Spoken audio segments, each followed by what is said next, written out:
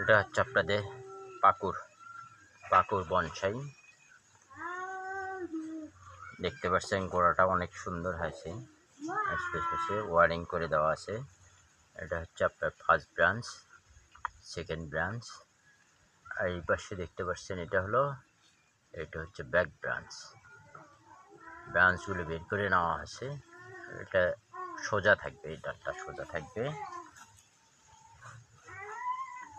তবে ডালগুলো কাটিং করা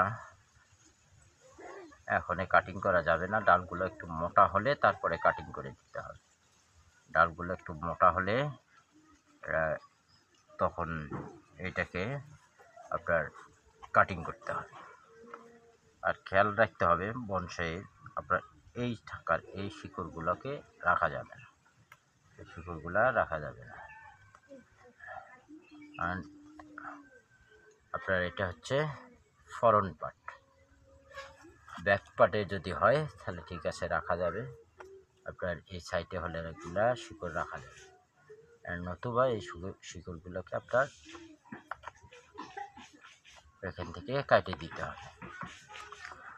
বনসাইয়ের প্রতি এই জিনিসটা খুব খেয়াল করতে হবে। এটা খুব সুন্দর একটা বনসাই হয়েছে, এটা প্রায় কমপ্লিট।